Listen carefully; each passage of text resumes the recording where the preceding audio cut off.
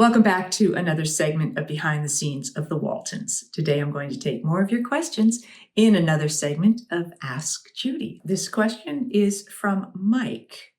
After the very first episode or so of The Waltons aired, what's it like going from anonymity as a regular person to a well-known celebrity everywhere you may have gone publicly during that era or time? It was interesting on The Waltons because we didn't have a live studio audience, and it was a different sort of show where it did not necessarily give rise to frenzy like pop stars or something like that. Because we were sort of a family show, I think people felt we were more like a member of their family. So we seemed familiar. They were in our living room every week. It was an interesting kind of dynamic there. It took a bit of time before I think we started to get recognized being out and about. And most of the time, people might recognize me. Sometimes I get asked for autographs, but it was never the kind of craziness where I couldn't go out and live my life. I could go to the grocery store myself. I could do most sorts of things. And it was only rare occasions where things got a little crazy. And that was typically if we were attending something where people knew we were going to be there. So that meant that the people who gathered there were there because they wanted to see us or they wanted to see me. And so they were ardent fans. Just out and about, not so much. I do remember taking just a trip one day to Catalina Island, and there was a ferry that went there. And I was on the ferry, and I got recognized by a bunch of people. And so I ended up sort of having a number of people on the boat come over and ask for autographs and stuff like that. It was always flattering to be recognized and to feel like people liked the work I was doing and liked the show enough to want to get an autograph or something. But to have always nice for people to say they like your work or they enjoy what you're doing or they relate to your character. And of course, we got a lot of fan mail with a lot of really nice messages and stuff from people that were inspired by the character or the show. But I am grateful now that my career, that I've had a degree of success, which opened a lot of doors and has allowed me to do all kinds of things. And I'm very grateful for the life I've had, but I've always been able to still lead a normal life, which has been a nice balance for me. Next question is from Longstreet. I have a question that I've never heard asked and never heard you discuss. I'm hoping that you will talk about it. When the show decided to recast John Boy with actor Robert Whiteman, how did you and the other cast members feel about that? Did you and the other cast members find it difficult working with him? I'm sure it must have been difficult for him to take over such an iconic role. I hope to hear you talk about this in the future. I have touched on this a bit, but I will touch on it again because not that I don't expect everybody to go back and rewatch every single one of my videos. Just kidding. And I can't always remember which video I discussed what in. So it was an interesting situation and challenging on both sides. We, of course, had spent 5 years working with Richard and bonding very tightly with him. And we had the month that we spent together doing the homecoming. So we sort of grew up together. Certainly as kids grew up with him as our big brother and, dear friend. So he is someone we will always consider part of the family. And we all felt very loyal to Richard. We respected his decision to move on to do other work and expand his career. And we also, I understood Earl Hamner's wish to have the character present in the show. The show was designed to be about John Boy's growing up and Earl's childhood, and Earl was John Boy. So to have his character represented was important to him. So I understood the recasting, but it is, I think, difficult to ask an audience who has bonded as much as we had with Richard. You also bonded with Richard as John Boy. So to bring somebody new in, I think was difficult all around. And I think it was a tough one for Bob Whiteman. And I think he was smart in that he didn't try to copy what Richard had done. He worked to find his own version of John Boy, and that version was a little less volatile, a little more subdued, a little more thoughtful, and quiet in his approach.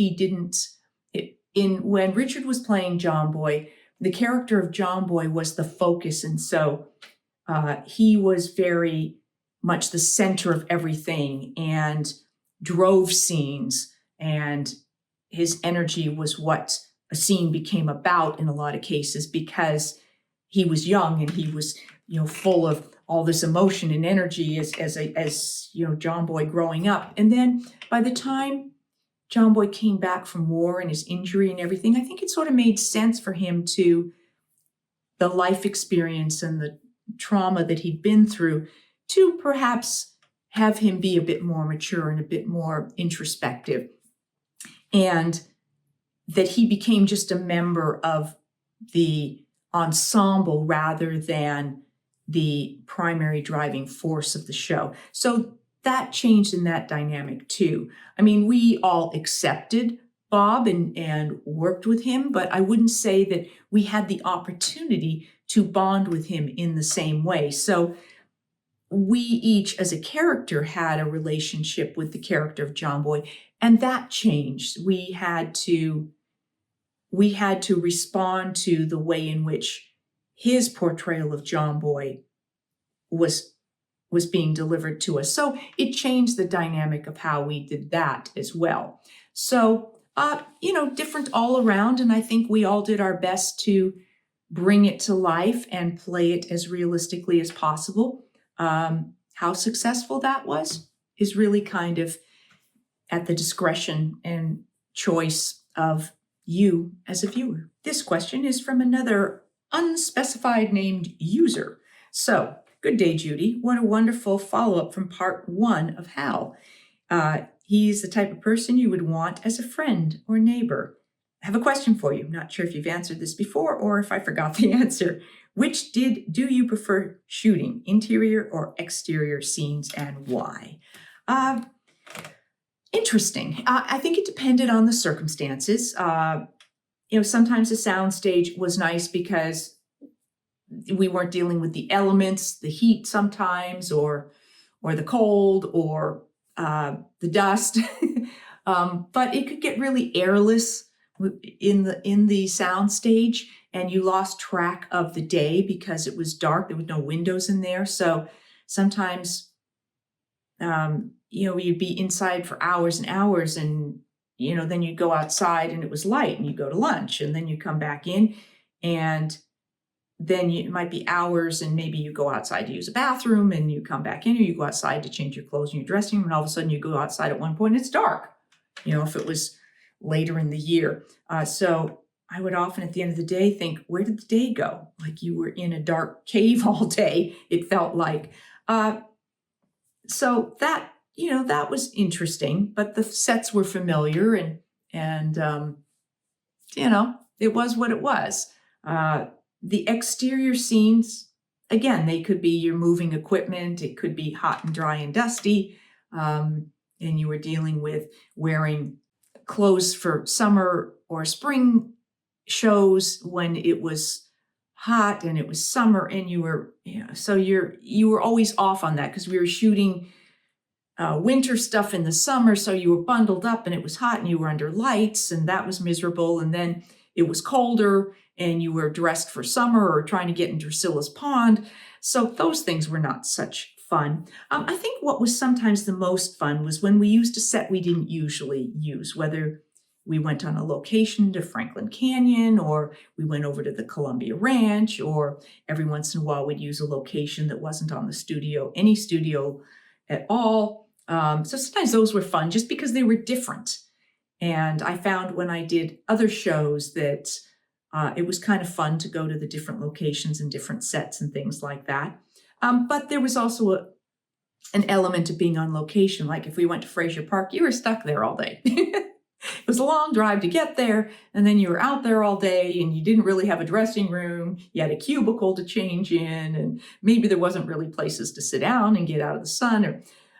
So you deal with those pieces of it. But the fact is that when you're filming, there's parts of it that are fun and enjoyable and exciting, and you're happy to be doing what you love, and other times where it's just a long, slow, boring, tedious day because what you're doing is not engaging enough for a long enough period of time to, to balance out the amount of waiting around.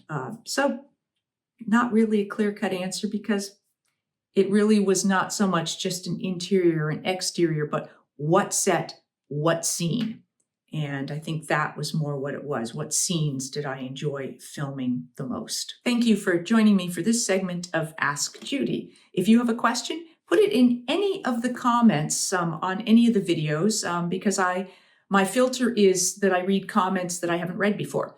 And those will be new comments, not necessarily whole comment chains. So create a new comment under any video and I will see it. And if it's a question I haven't taken up a number of times or I have an answer to, sometimes I dig up answers. If I'm I have several questions here I don't have answers to yet. So I need to go dig up the answer, see what I can find out to see if I can answer your question.